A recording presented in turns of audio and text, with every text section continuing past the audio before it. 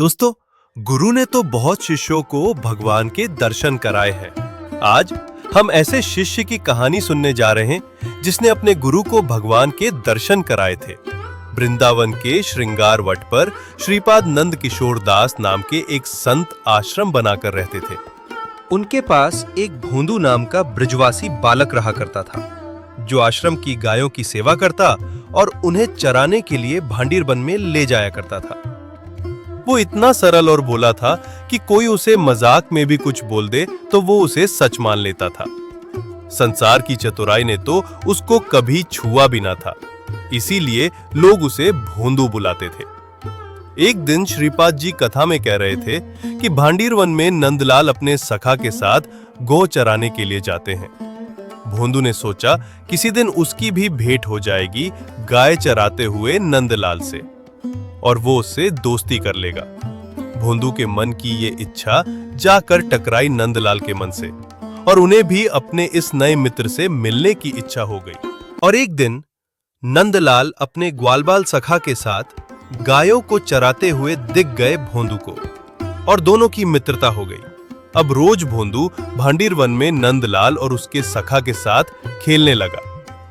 एक दिन आश्रम से निकलते वक्त श्रीपाद जी ने भोंदू को सिर पर बड़ी सी सामान की टोकरी रखे हुए जाते देख लिया। श्रीपाद जी ने पूछा, इतना सारा सामान कहाँ ले जा रहे हो? तो भोंदू कहता है, वो नंदलाल और उसके ग्वाल बाल सखा के लिए दाल बाटी बनाने के लिए सामान है। वो अपने सखाओं के साथ आते हैं तो बहुत भूखे हो जाते दोपहर होते होते। इस बात पर श्रीपाद जी को विश्वास नहीं हुआ, पर वे जानते थे कि भोंदू को झूठ बोलना नहीं आता।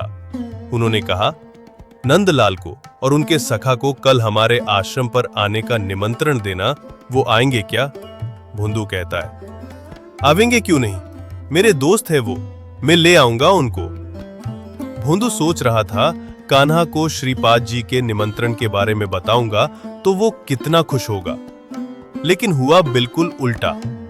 जब भोंदू कान्हा को बताता है कि श्रीपाद जी ने उसको आश्रम आने के लिए निमंत्रण दिया है, इस पर नंदलाल कहता है कि मैं नहीं आऊंगा वहां।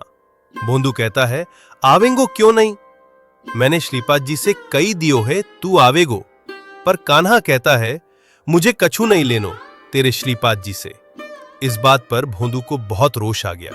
वो बिना कुछ बोले चुपचाप कान्हा की गायों से अपनी गायों को अलग कर करके दूर जाने लगता है, जैसे मन ही मन बोल रहा हो, अगर तुझे श्रीपाद जी से कछु नहीं लेनो तो मुझे भी तुझसे कुछ नहीं लेनो। तभी नंदलाल उसका रास्ता रोक लेते हैं और कहते हैं, अरे मैंने कब कहा कि मैं निमंत्रण अस्वीकार कर रहा हूं? पर श्रृंगारवट राधा रानी को टोर है, वहां बलदाऊ जी कैसे आएंगे, सब सखा कैसे आएंगे? श्रीपाद जी को खुद यहां आना पड़ेगा, अपने सिर पर सामान लेकर।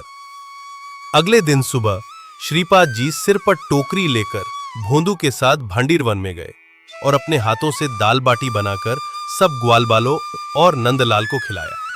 और नंदलाल और उनके सखाओं का क्रीड़ा विनोद देखकर कृतार्थ हुए और मन ही मन भोंदू को प्रणाम करते रहे।